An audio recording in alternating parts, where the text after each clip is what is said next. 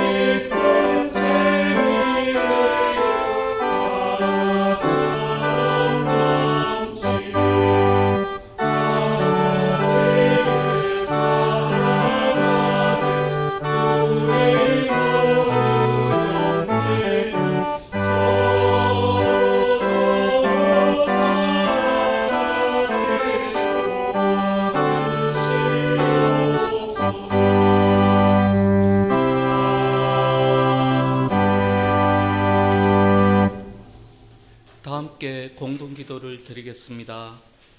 생명의 원천이신 하나님, 크고 놀라운 하나님의 영광이 온 세상에 가득합니다. 작은 생명체로부터 큰 생명체까지, 그리고 지금 이 세상에 존재하는 것만이 아니라 이전에 존재했으나 앞으로 존재할 것까지 포함하여 모든 것이 하나님께 속했습니다. 생명의 궁극적인 토대이신 하나님은 나사렛 예수 그리스도에게 자신을 온전하게 드러내셨습니다. 예수 그리스도를 아는 사람은 하나님을 아는 사람이며 예수 그리스도를 본 사람은 하나님을 본 사람입니다. 보이지 않는 하나님의 보이는 형상이신 예수 그리스도만이 우리에게 생명을 주실 분이라는 사실을 믿습니다. 이 세상에 생명의 빛으로 오셨으나 세상이 알아보지 못하여 십자가에 달리심, 그러나 죽은 자로부터 부활하시어 하늘로 들림을 받으시고 세상 마지막 때 생명을 완성하기 위해 생명의 주님으로 다시 오실 우리 주 예수 그리스도의 이름으로 기도드립니다. 아멘.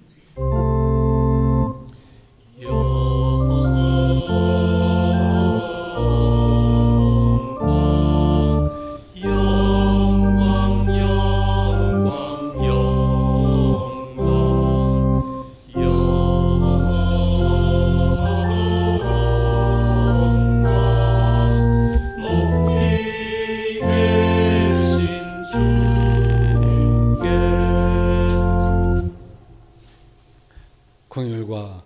자비의 주 하나님, 우리를 불쌍히 여겨 주십시오. 우리는 이 세상을 어떻게 사는 것이 하나님의 뜻을 따르는 것인지 분간하지 못할 때가 많습니다. 때로는 분간하거나 알면서도 그대로 따르지 못하기도 합니다. 영적인 눈과 귀가 점점 더 둔해지고 있습니다.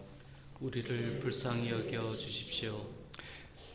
하나님께 모든 운명을 맡기고 사는 기독교인이면서도 우리는 여전히 자기에 대한 염려와 세상 걱정에서 빠져나오지 못할 때가 종종 있었습니다.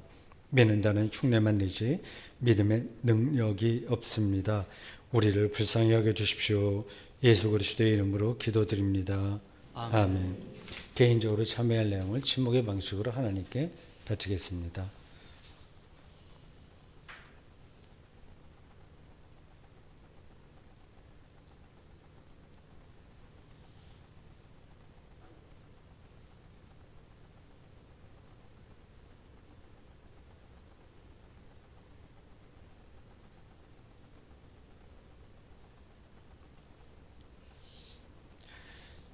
예배를 인도하는 목사로서 저는 우리의 생각을 뛰어넘는 하나님의 자비로우심에 근거해서 그리고 2000년 동안 이어진 교회의 예배 전통에 따라서 예수 그리스도의 이름으로 선포합니다.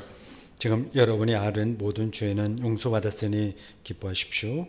그 일로 더는 두려워하지 말고 이웃의 잘못을 용서하는 일에도 인색하지 마십시오. 아멘.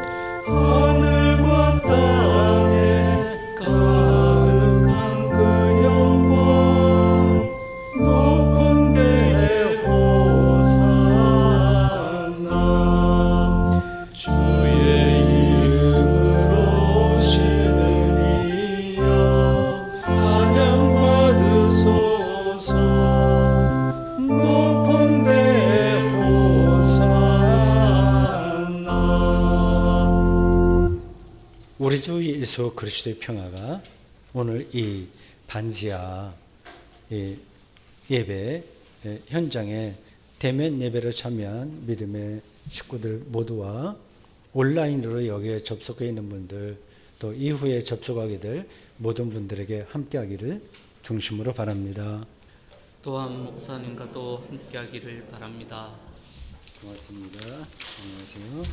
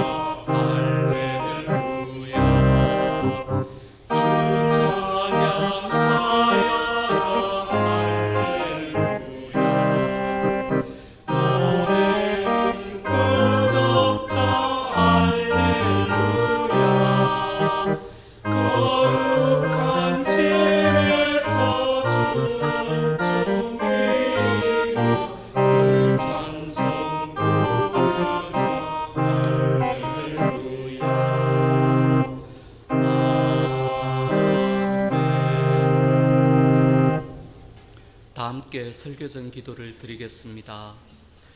구약의 선지자들과 신약의 사도들에게 생명의 말씀을 주시어 성경이 세상에 나오게 하신 하나님, 오늘 우리는 그 성경 말씀 중에서 일부를 교회에게 따라서 함께 읽고 설교하고 들으려고 합니다. 세상에서 듣던 여러 가지 말과 문자와 기호로 인해서 무뎌진 우리의 영혼이 생기를 얻어 오늘의 말씀에 집중하도록 이끌어 주십시오. 우리 주 예수 그리스도의 이름으로 기도드립니다. 아멘. 오늘의 첫째 말씀은 신명기 30장 15절부터 20절까지입니다. 오늘 선포될 설교의 본문입니다. 보라, 내가 오늘 생명과 복과 사망과 화를 내 앞에 두었나니 곧 내가 오늘 내게 명령하여 내 하나님 여호와를 사랑하고 그 모든 길로 행하며 그의 명령과 규례와 법도를 지키라 하는 것이라. 그리하며 내가 생존하며 번성할 것이요 또 내 하나님 여호와께서 내가 가서 차지할 땅에서 내게 복을 주실 것임이니라. 그러나 내가 만일 마음을 돌이켜 듣지 아니하고 유혹을 받아 다른 신들에게 절하고 그를 섬기면 내가 오늘 너희에게 선언하노니 너희가 반드시 망할 것이라. 너희가 요단을 건너가서 차지할 땅에서 너희의 날이 길지 못할 것이니라. 내가 오늘 하늘과 땅을 불러 너희에게 증거를 삼노라. 내가 생명과 사망과 복과 저주를 내 앞에 두었은즉 너와 내 자손이 살기 위하여 생명을 택하고 내 하나님 여호와를 사랑하고 그의 말씀을 청종하며 또 그를 의지하라. 그는 내 생명이시요 내 장수이시니 여호와께서 내 조상 아브라함과 이삭과 야곱에게 주리라고 맹세하신 땅에 내가 거주하리라. 이는 살아계신 하나님의 거룩하신 말씀입니다. 아멘. 오늘의 성시교독은 새로운 예배 시편 번역 119편 1절부터 8절까지입니다. 그 행실이 옳고 나서 주 하나님 주신 법을 온전하게 지켜내는 그런 사람 복이 있네. 온갖 정성 다 쏟아서 주님 교훈 지켜내며 주 하나님 찾는 사람, 그런 사람 복이 있네. 그런 사람 진정으로 불의한 일 멀리하며 주님께서 일러주신 그 길만을 걸어가네. 그 법도를 지키라고 명령하신 우리 주님, 성실하게 따르라고 당신 법을 주시었네. 그 법도를 주셨으니 그 법도를 지키도록 우리 함께 가는 길을 굳게 다져 주옵소서. 그 계명을 제 가슴에 굳게 간직한다면은 인생길에 부끄러움 결코 당치 않으리라. 공의로운 주님 판단 매일매일 배우면서 진정 어린 마음으로 주께 감사드린다네.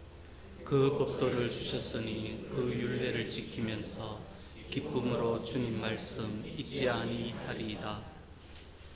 오늘의 둘째 말씀은 고린도전서 3장 1절부터 9절까지입니다.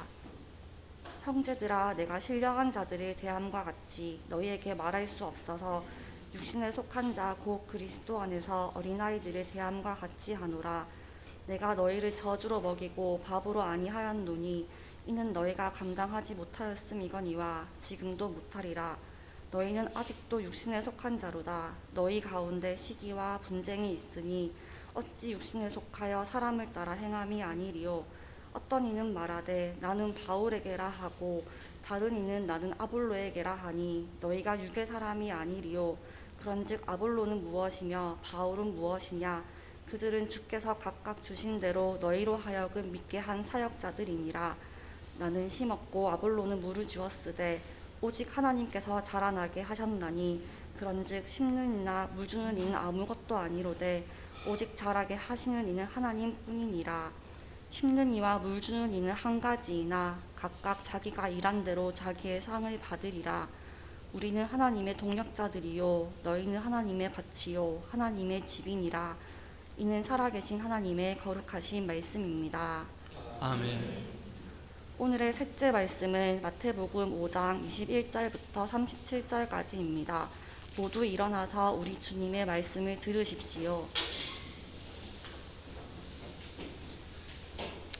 옛사람에게 말한 바 살인하지 말라. 누구든지 살인하면 심판을 받게 되리라 하였다는 것을 너희가 들었으나 나는 너희에게 이르노니 형제에게 노하는 자마다 심판을 받게 되고 형제를 대하여 라가라 하는 자는 공회에 잡혀가게 되고 미련한 놈이라 하는 자는 지옥불에 들어가게 되리라.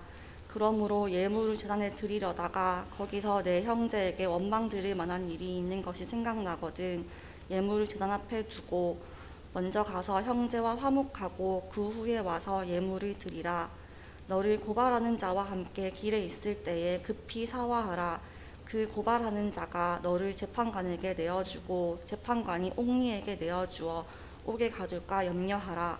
진실로 내게 이르노니 내가 한 푼이라도 남김이 없이 다 갚기 전에는 결코 거기서 나오지 못하리라. 간음하지 말라. 또 간음하지 말라 하였다는 것을 너희가 들었으나 나는 너희에게 이르노니 음욕을 품고 여자를 보는 자마다 마음에 이미 간음하였느니라. 만일 내 오른 눈이 너로 실족하게 하거든 빼어내 버리라. 내 백체 중 하나가 없어지고 온몸이 지옥에 던져지지 않는 것이 유익하며 또한 만일 내 오른손이 너로 실족하게 하거든 찍어내 버리라. 내 백체 중 하나가 없어지고 온몸이 지옥에 던져지지 않는 것이 유익하니라.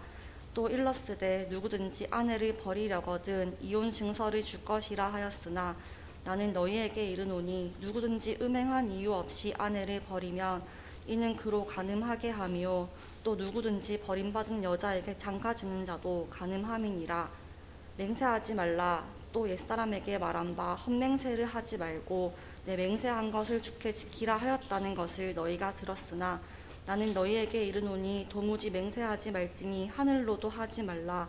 이는 하나님의 보좌임이요 땅으로도 하지 말라. 이는 하나님의 발등상임이요 예루살렘으로도 하지 말라. 이는 큰 임금의 성임이요 내 머리로도 하지 말라. 이는 내가 한 터럭도 희고 검게 할 수 없음이라. 오직 너희 말은 옳다 옳다 아니라 아니라 하라. 이에서 지나는 것은 악으로부터 나느니라. 이는 우리 주님의 복된 말씀입니다.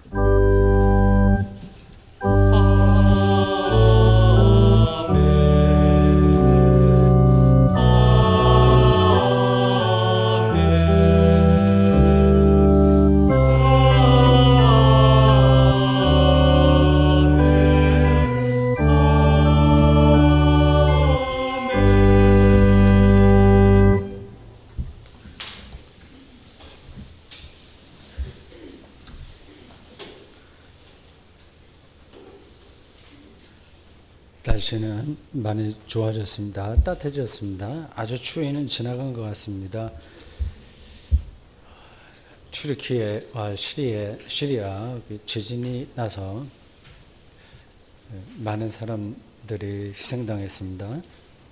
오늘도 저희들은 예배드리려고 모였습니다. 포항에서 버스 타고 예배드리려고 오신 분도 계시고요.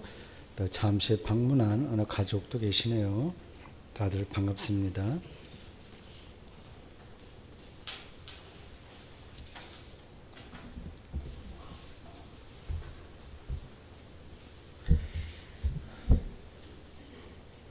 오늘 설교의 본문의 배경은 지금부터 3200년 혹은 3400년 전 때로 거슬러 올라갑니다.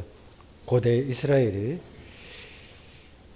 소수민족으로 살던 이집트를 떠나서 미디안 광야에서 40년 지낸 다음 여차한 굴곡진 인생을 40년 동안 그 미디안 광야에서 지내다가 결국 요단강 오른쪽 모압 평지까지 왔습니다.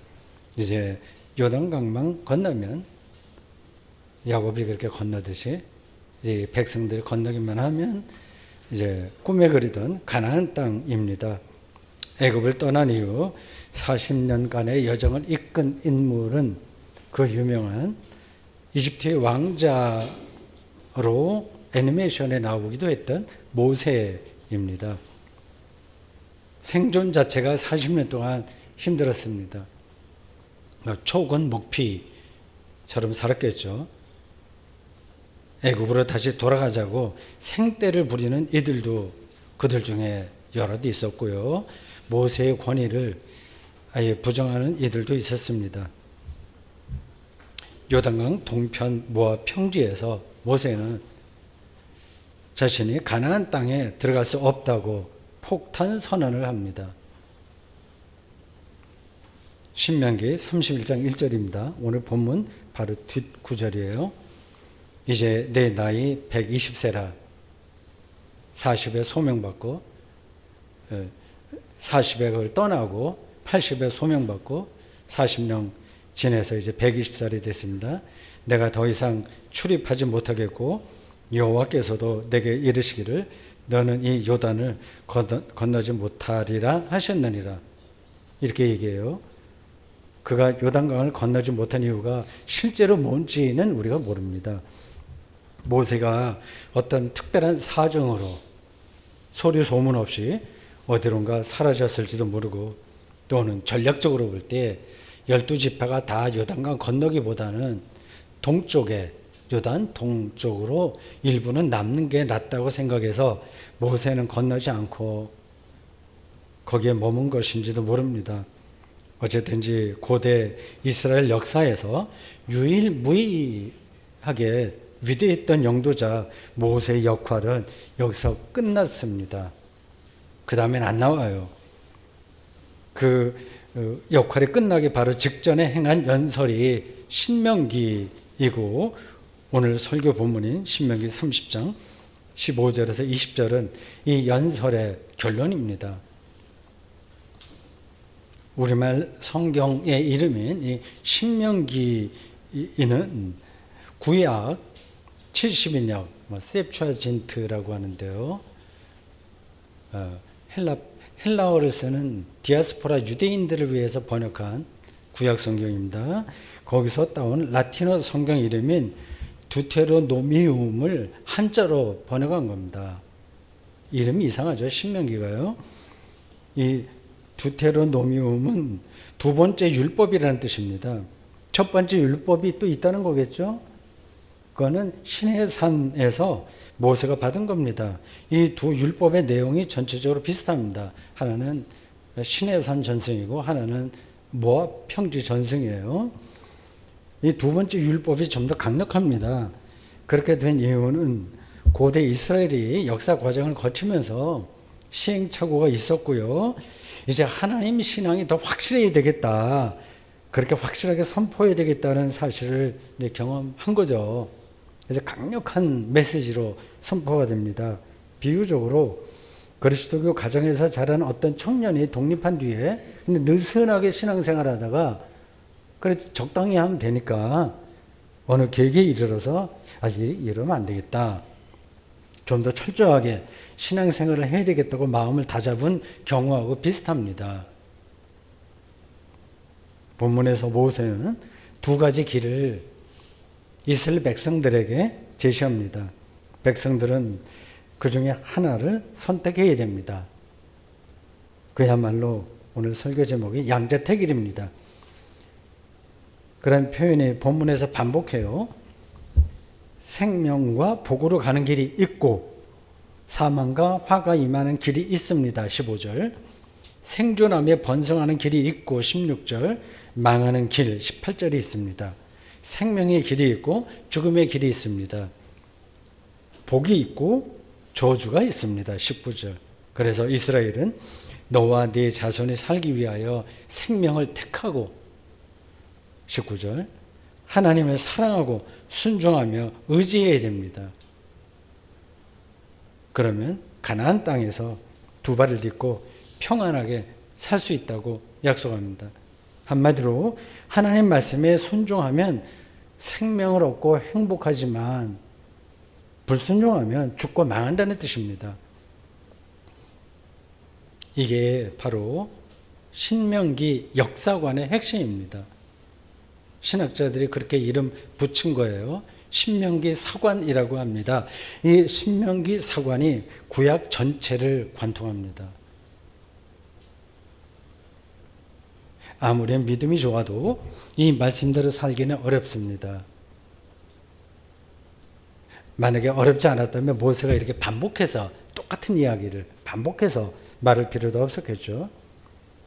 이런 말씀대로 살기 어려운 이유는 하나님 말씀대로 순종하고 사는 거, 거역하면 망하는 거, 그건 알잖아요. 들었잖아요. 근데 그렇게 살기 어려운 이유는 당시 이스라엘 백성들이 들어가서 살게 될 가나안에 이미 이스라엘보다 문명이 더 발전한 원주민들이 살고 있었다는 데 있습니다. 자기들만 있는 게 아니라 다 어울려서 살았어요. 다윗이 예루살렘을 함락할 때까지 여부수족이 거긴 살았는데 다 어울려 살았습니다. 다윗 이후에도 많은 민족들이 거기서 같이 어울려서 살았습니다. 미디안 광해에서 40년을 유목민으로 살았던 이스라엘 백성들과 달리 가나안 원주민들은 한 곳에 정착해서 농사를 지으면서 비교적 높은 수준의 문명 생활을 영위했습니다. 철기 문화가 이미 시작했다고 하네요. 그들은 당연히 더 고급스러운 문명이라 할 인근의 메소포타미아 문명의 영향도 받았을 겁니다. 가나안 땅에 이제 발을 딛게 될, 그리고 이미 디뎠다는 것도 전제되고, 그런 이스라엘 백성들에게 가나안은 그야말로 신천지와 같았습니다. 이제 자신들도 가나안 백성들처럼 멋지게 살게 되리라는 꿈에 부풀었습니다. 베트남이나 아프가니스탄 노동자들이 대한민국에 처음에 들어와서 느꼈을 법한 꿈이에요. 그렇게 살려면 가나안 원주민들의 삶을 배우고 따라야 됩니다. 그들의 신을 섬겨야 했습니다. 그들의 신을 섬긴다는 말은 그들의 세계관을 추종한다는 뜻입니다. 오늘 본문 17절은 바로 그 사실을 이렇게 표현합니다. 네가 만일 마음을 돌이켜 듣지 아니하고, 선지자들이 계속 아주 강하게 외쳤거든요. 가나안 사람들하고 결혼하지 마라까지도 얘기해요. 사돈을 맺지 말라 이런까지도 좀 비현실적인 명령을 내립니다. 마음을 돌이켜 듣지 않고 유혹을 받아, 가나안 문명을 따르겠다는 거 하는 겁니다. 그 유혹을 받아 다른 신들에게 절하고 그를 섬기면 이렇게 나갑니다. 이게 먼 이야기가 아니라 현실적으로 들리죠. 가나안 사람들의 신은 바알과 아세라였습니다. 그 신들은 풍년과 다산을 보장했습니다. 그 신들을 제사하는 곳이 바로 산당이에요. 가나안에 이주한 이스라엘 백성들도 그런 산당 제사에 참석했습니다. 얼마나 재밌었겠어요. 일종의 종교 축제인 그런 산당 제사에 가면 볼거리도 많고 먹을거리도 많습니다. 젊은 남녀들은 미팅 기회도 잡습니다. 축제가 그런 데잖아요. 고대 이스라엘도 초기에는 그 산당에서 하나님 제사를 드렸습니다. 열왕기상 3장에는 솔로몬의 1000번째 이야기가 나와요. 1000번 제사를 드렸다는 게 아니라 1000마리 양을 드렸다고 하는 건데, 그 제사를 지낸 장소가 바로 가나안 토착 종교의 산당입니다. 좀 이상한 거예요. 예루살렘 성전이 건축된 다음에는 산당 제사를 금했습니다. 고대 이스라엘의 정치가 지파별 지역 분권에서, 지파가 여러 곳에 땅을 영토 분쟁 벌이잖아요. 그건 분권이에요. 지역 분권에서 왕정이 시작하면서 왕을 중심으로 하는 중앙 집권화했고, 종교도 역시 중앙 집권화한 겁니다. 고대 이스라엘의 역사예요. 그 안에서 본문을 읽어야 됩니다. 예루살렘 성전으로 중앙 집권화가 되었다고 해서 이스라엘 백성들이 이방 신들의 유혹에서 벗어난 건 아닙니다. 사람은 재물과 후손에 대한 욕망을 버릴 수가 없어요. 그것도 이상한 것도 아니에요. 이스라엘 백성은 이제 가나안 원주민들만이 아니라 역사 경험을 통해서 아시리아 제국과 바벨론 제국을 경험했습니다. 인간 문명이 얼마나 고도로 발전할지를, 그걸 얼마나 막강하고 얼마나 매력적인지를 목격한 겁니다. 우리가 60년대, 70년대 미국을 보는 거하고 비슷한 거예요. 여호와 하나님을 믿어도 이런 제국의 힘에 그들은 굴복당할 수밖에 없었습니다. 하나님이 세상의 힘 앞에서 무력하다면 하나님을 믿을 필요가 없는 거 아닙니까? 요즘 대한민국 젊은 그리스도인들도 대부분이 그런 생각에 젖어 있을 겁니다. 대학생이 되거나 사회에 이제 진출하면서 어린 시절에 자신들이 배웠던 그리스도교 신앙이 세상에서 살아가는데 별로 크게 도움을 주지 못한다는 느낌을 강하게 받습니다. 역사가 오래된 교회에는 젊은이들을 찾아보기 힘들다고 합니다. 교회에 따라서 차이가 좀 있긴 있어요. 제가 전도사로 옛날에 활동했던 봉산 성결교회도 역사가 오래되는데 이야기를 들어보니까 그렇더라고요. 대부분이 60세 이상이라고 합니다. 이런 상태로 30년만 지나면 한국 교회는 아마 반으로 줄어들거나 3분의 1로 쪼그라들 겁니다. 기원전 587년에 예루살렘은 바벨론에 의해서 괴멸되었고요. 왕실과 귀족과 지도급 인사 대부분은 포로 신사가 되었습니다. 그것으로 이스라엘 역사는 끝났습니다. 하나님 신앙도 끝난 겁니다. 하나님 신앙은 발 붙이기 어려웠습니다. 모두가 다 신앙적으로 영적으로 패배주의에 떨어졌습니다. 영혼의 눈이 밝은 선지자들은 그런 상황에서도 절망하지 않았습니다. 자포자기하지 않았습니다. 이스라엘 백성들이 그 하나님 신앙을 철진한 유행가 정도로 여길 때 선지자들은 생생한 능력의 원천이라고 생각했습니다. 똑같은 역사 경험인데도 이렇게 다른 거예요. 오늘 본문에 나오는 모세의 연설도 그러한 선지자 전통에서 나온 겁니다. 유혹을 받아서 다른 신들에게 절하지 말라. 가나안 신도 그렇고 아시리아 신도 그렇고 바벨론 신에게도 절하지 말라고 외쳤습니다. 그렇지 않으면 망합니다. 그래서 사는 길을 택해라 외칩니다. 생명의 주인이신 여호와 하나님을 사랑하고 그 말씀을 의지해야 합니다. 마음이 읽혀지시나요? 여러분들도 여러분 자녀들에게 그렇게 말하고 싶으실 겁니다. 20절 말씀을 들어보십시오. 공동번역입니다. 그것은 너희 하나님을 사랑하는 것이요 그의 말씀을 듣고 그에게만 충성을 다하는 것이다. 그것이 야훼께서 너희 선조 아브라함과 이삭과 야곱에게 주겠다고 약속 맹세하신 땅에 자리 잡고 오래 잘 사는 길이다. 이러한 모세의 설교가 모든 이스라엘 백성들에게 은혜로운 말씀으로 들리지는 않았을 겁니다. 안 들리는 겁니다. 일부 똑똑한 사람들은 오히려 이렇게 모세에게 반문했을 거예요.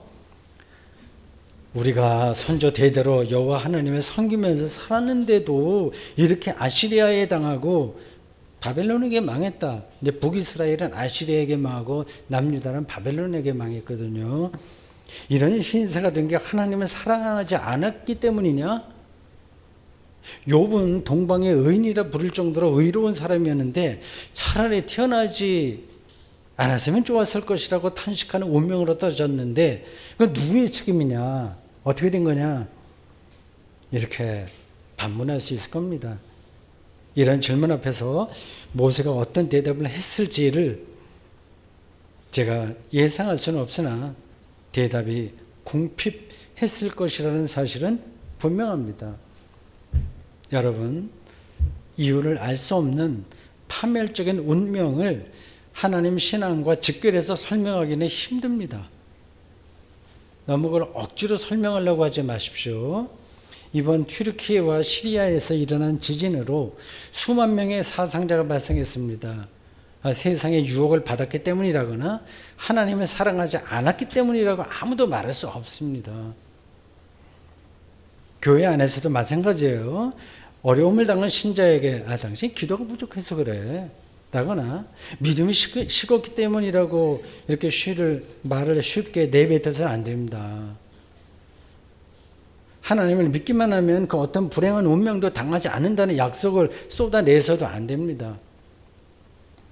우리 그리스도인들은 전적으로 하나님을 신뢰했다가 십자가 운명에 떨어졌던 한 인물을 그리스도로 믿는 사람들이기 때문입니다.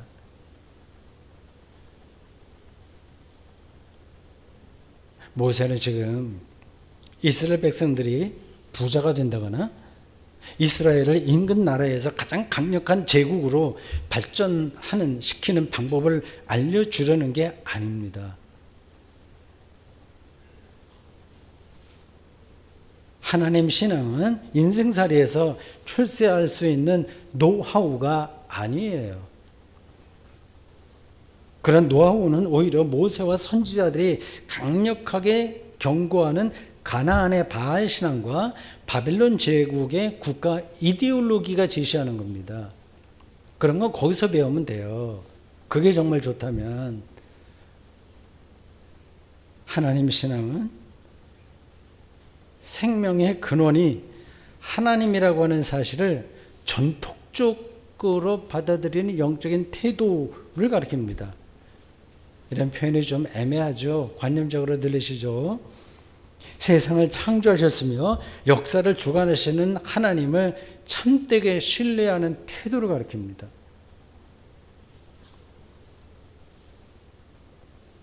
다시 말씀드리지만 그런 신앙으로 살아가기는 쉽지 않습니다.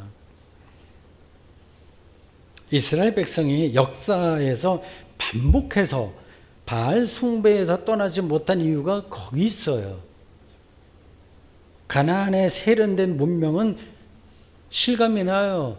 그렇잖아요. 바깥에 나가보세요. 얼마나 재미있는 거 많습니까? 그러나 하나님 신앙은 뭔가 밋밋했습니다. 바벨론의 막강한 세력 앞에서 하나님은 도대체 계신 거야, 안 계신 거야? 침묵하시네. 그런 것처럼 느껴집니다. 주로 부동산 문제와 주식 투자, 그리고 연예 사업과 성공한 유튜버 활동 등등에서 사는 맛을 느끼는 오늘 현대인들에게 생명을 택하라, 하나님 여호와를 사랑하라고 하는 모세의 말이 들리겠습니까?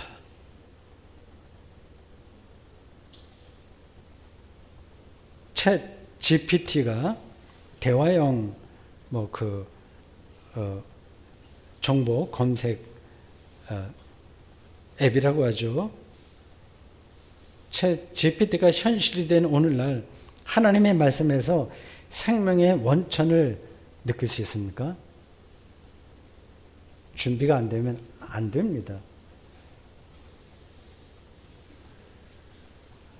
그래서 모세는 지금 3200년 전, 2500년 전이나 지금이나 똑같습니다. 인간의 삶은. 방식은 달라졌는데 그 영혼에서 움직이는 것들은 비슷한 거예요. 안 되니까, 하나님 말씀과 그 생명을 리얼하게 경험하기 어려우니까 어떻게 합니까? 모세는 지금 당신들 앞에 죽는 길과 사는 길이 있으니 선택하라, 양자택일하라, 이렇게 다그치듯이, 좀 무식하죠, 어떻게 보면. 강한 어조로 말하는 겁니다. 여호와를 사랑하라고, 그 말씀을 순종하라고, 여호와를 온전히 의지하라고 말입니다. 그렇지 않으면 죽을 수 없다고 말입니다. 무슨 말일까요? 요게 도대체 무슨 말일까요? 일상에서 영적인 긴장감을 놓치지 말라는 뜻입니다. 우리는 조금만 느슨해져도 너나 할 것 없이, 저도 마찬가지인데, 가나안 땅의 풍요와 바벨론 제국을 향한 욕망을 떨쳐낼 수 없기 때문입니다. 거룩한 긴장이 필요한 겁니다. 없으면 쉽게 미끄러져 들어갑니다. 물론 우리가 일상에서 늘 사냐 죽냐 이게 문제로다 하는 식으로 살지 못합니다. 생명의 본질에만 마음을 두기도 힘들어요. 그런 긴장된 삶은 우리의 영혼에 감당하지 못합니다. 사실은. 그래서 풀어질 때는 풀어지는 게 자연스럽습니다. 단순한 놀이도 필요합니다. 그러나 여러분, 우리의 모든 일상은 궁극적으로 볼 때 매 순간 양자택일일 수밖에 없다는 사실을 알아야 됩니다. 그쪽으로 다 연결됩니다. 엄청난 큰 사건에서만 양자택일이라는 게 아니라 소소한 일상에서 이미 그런 일이 벌어집니다. 비유적으로 이렇게 생각해 보십시오. 매일 TV, 통속, 드라마나 홈쇼핑만 시청하면서 시간을 보내는 사람이 있고, 자연 다큐나 과학과 인문학 유튜브 강의를 시청하면서 시간을 보내는 사람이 있다고 합시다. 또는 스마트폰 게임만 하는 어린이가 있고 톨스토이 동화를 읽는 어린이가 있다고 합시다. 처음에는 두 사람 사이에 차이가 드러나지 않습니다. 근데 그 차이가 쌓이면 거리를 좁히기 어려울 정도로 차이가 납니다. 한쪽은 죽음이고 다른 한쪽은 생명입니다. 작은 일상이 결국은 근원적인 생명과 죽음으로 이어집니다. 너무 비약이 심한 이야기일까요? 여러분들 어떻게 생각하십니까? 신앙생활도 그렇습니다.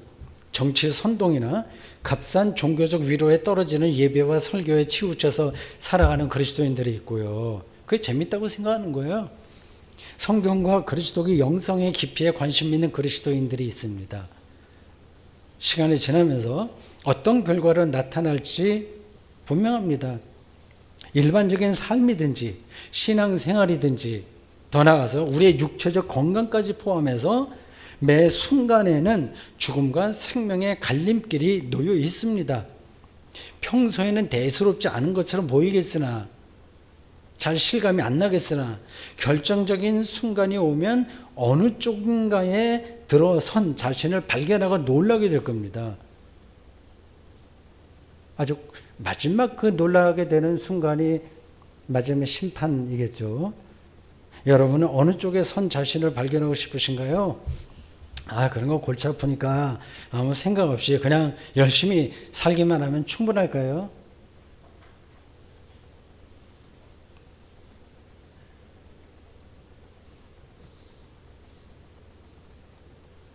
생명을 택하고, 오늘 반복되는 본문에 나오는 이야기예요. 여호와를 사랑하라는 모세의 가르침이 우리의 일상에서 구체적으로 무슨 뜻일까요? 고대 이스라엘 백성들도 나름으로 종교 활동에는 열심히 였습니다. 늘 그랬습니다. 예루살렘 성전에서 양을 잡고 비둘기를 잡아서 제사 지냈습니다. 백성들은 유대교 절기를 꼬박꼬박 잘 지켰습니다. 유대교 신앙에 독실한 사람은 1년에 한두 차례씩 예루살렘 성지 순례도 다녀왔습니다. 그런 종교적 열정이 곧 하나님 사랑 자체는 아닙니다. 사람은요, 하나님을 사랑하지 않으면서도 얼마든지 종교 행사에 매달릴 수 있습니다. 실제로는 교만한데도 겉으로는 겸손한 척 할 수 있습니다.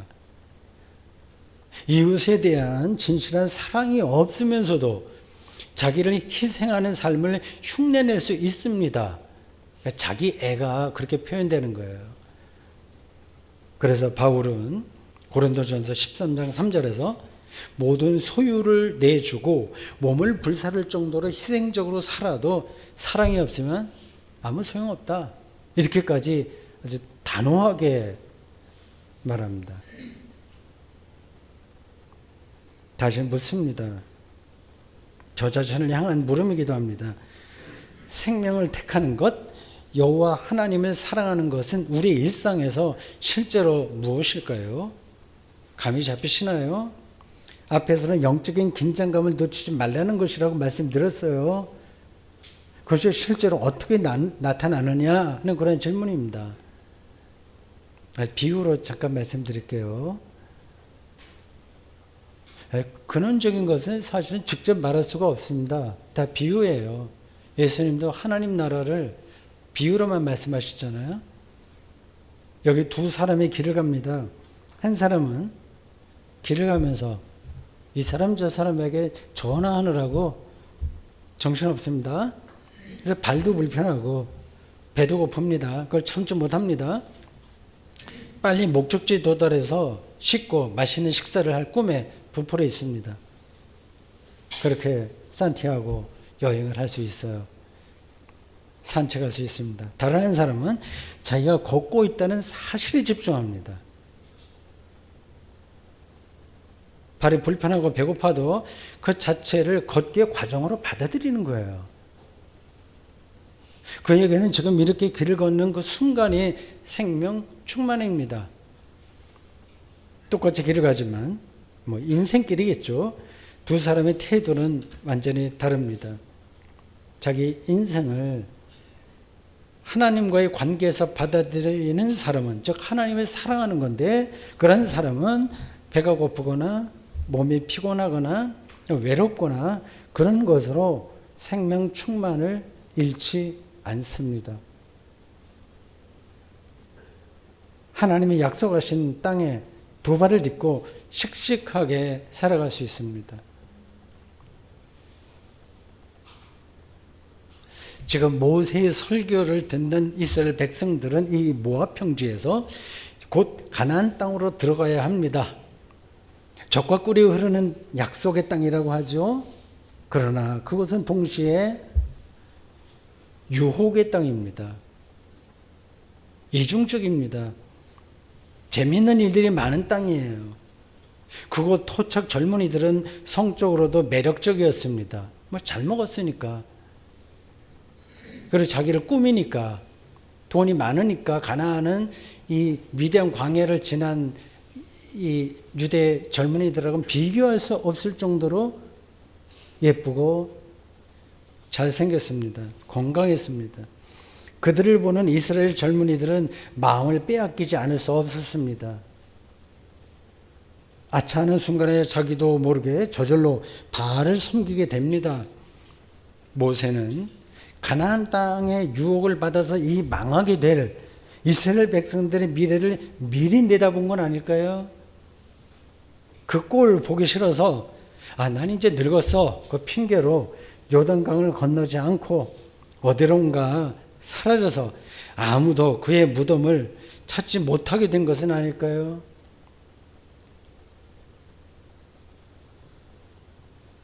사랑하는 성도 여러분, 우리는 예수의 제자로 부르심을 받은 사람들입니다. 부르심은 본래 양자택일이지 양다리 걸침이 아닙니다. 바울이 빌립보서 2장 12절에서 항상 복종하여 두렵고 떨림으로 너희 구원을 이루라고 충고한 이유도 여기 있어요. 매 순간 전력 질주하는 겁니다. 도예가가 그냥 되는 게 아니지 않습니까? 영적인 도예가로 부르심을 받은 사람은 자신의 인생을 거룩한 예술품으로 만들기 위해 한눈 팔지 않고 최선을 다합니다. 예술가적 마인드로 매 순간 생명의 길을 선택하는 겁니다. 저와 여러분 모두 함께 기도하겠습니다. 하나님, 오늘 저희들 3200년 혹은 3400년 전 모압 광야에서 선포됐던 모세 설교의 마지막 대목을 세계 교회력에 따라서 주어진 첫 번째 말씀으로 받아 은혜를 나누었습니다. 가나안 땅, 젖과 꿀이 흐르는 땅이라고 하는데 또한 그곳에서 이스라엘 백성들이 얼마나 많은 유혹을 받아야 될지 위험한 땅이기도 했습니다. 오늘 우리가 살아가는 이 현대 문명과 똑같습니다. 생명을 선택하라. 여호와 하나님을 사랑하고 매 순간 거룩한 긴장감으로 자기의 삶을 하나님과의 관계 속에서 완성시키라는 말씀으로 듣습니다. 그 길을 한 걸음 한 걸음 잘 내딛고 함께 어우러져서 도반처럼 살아가도록 우리를 이끌어 주십시오. 예수님의 이름으로 기도합니다. 아멘. 다 함께 357장으로 우리 주님께 찬양 드리겠습니다.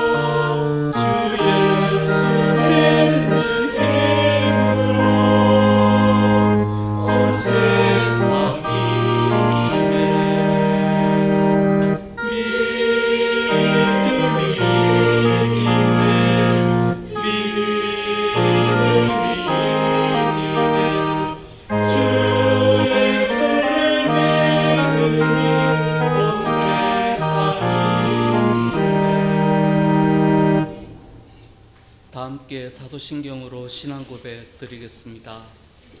나는 전능하신 아버지 하나님 천지의 창조주를 믿습니다. 나는 그의 유일하신 아들 우리 주 예수 그리스도를 믿습니다. 그는 성령으로 잉태되어 동정녀 마리아에게서 나시고 본디오 빌라도에게 고난을 받아 십자가에 못 박혀 죽으시고 장사된 지 사흘 만에 죽은 자 가운데서 다시 살아나셨으며 하늘에 오르시어 전능하신 아버지 하나님 우편에 앉아 계시다가 거기로부터 살아있는 자와 죽은 자를 심판하러 오십니다. 나는 성령을 믿으며 거룩한 공교회와 성도의 교제와 죄를 용서받는 것과 몸의 부활과 영생을 믿습니다. 아멘. 모두 일어나 51장 2절로 우리 주님께 찬양 드리겠습니다.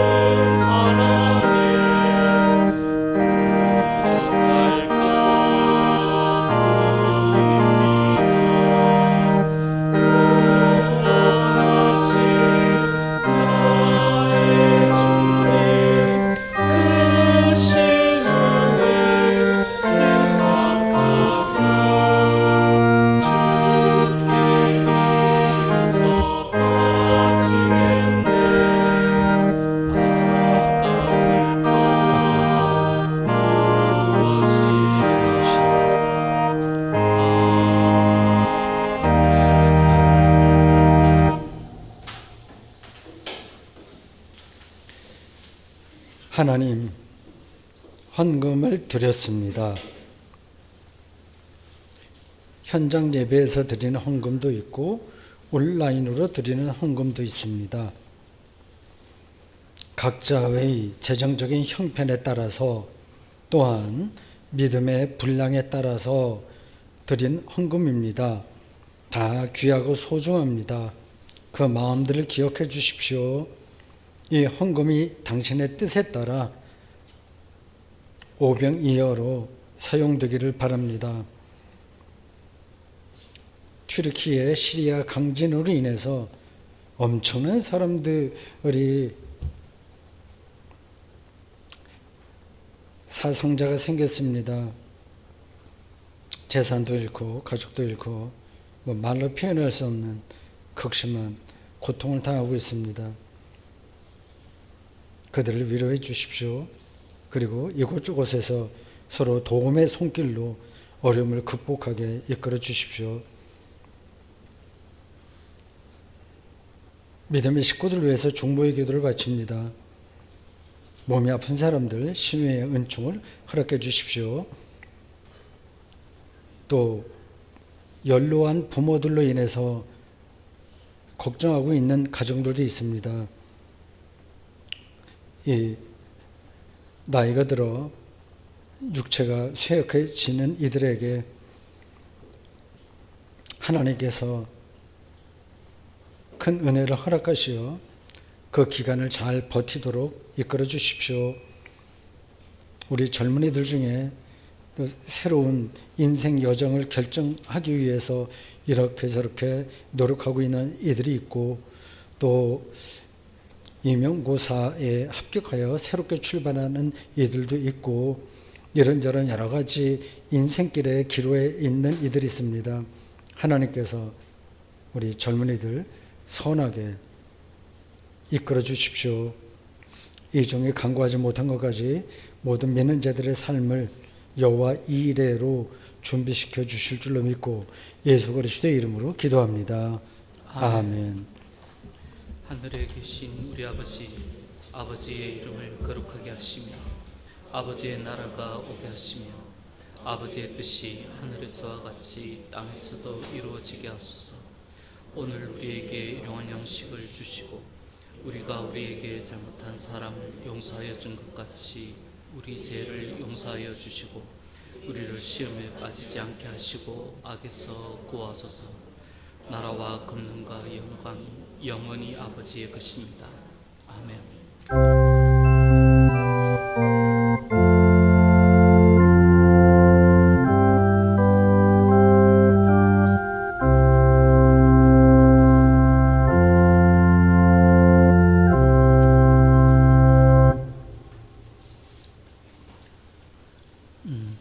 반갑습니다.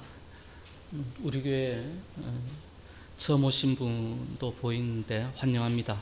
식사 친교 시간에 인사를 나누시면 좋겠습니다. 튀르키예 시리아에서 강진이 있었습니다.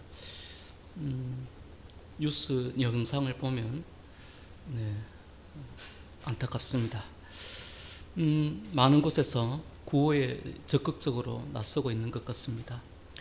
우리 교회도 작은 힘이나마 구호에 힘을 보태고자 합니다.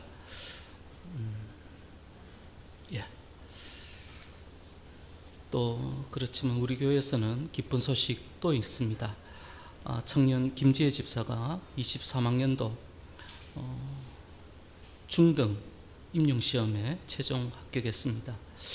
2월 달에 아마 연수를 받으실 것 같습니다. 그동안 수고 많았습니다. 축하합니다. 목사님 메시지인데 한번 읽어보겠습니다. 우리 교회는 또 선생님도 많이 계시는데 2월 달에 이런 마음이 필요하지 않을까 싶어서 제가 한번 읽어보겠습니다.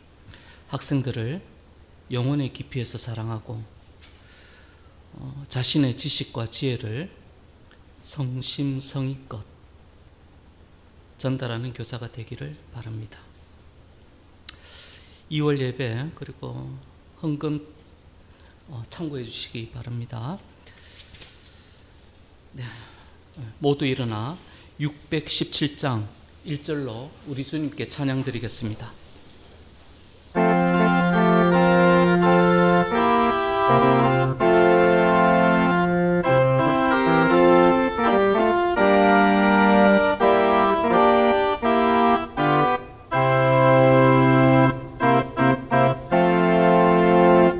주님을 찬양합니다. 내 맘과 전성 다하여 놀라우신 주님의 크신 능력 찬양합니다. 주님을 찬양합니다. 내 맘과 전성 다하여 주 안에서 언제나 기뻐하리라. 할렐루야. 주 안에서 언제나 기뻐하리라. 할렐루야. 이제 주연의 여섯째 주일 공동 예배가 끝났으니 여러분은 각자의 일상으로 흩어지십시오. 그 일상에는 그리스도인으로서 선택해야 할 순간이 많습니다.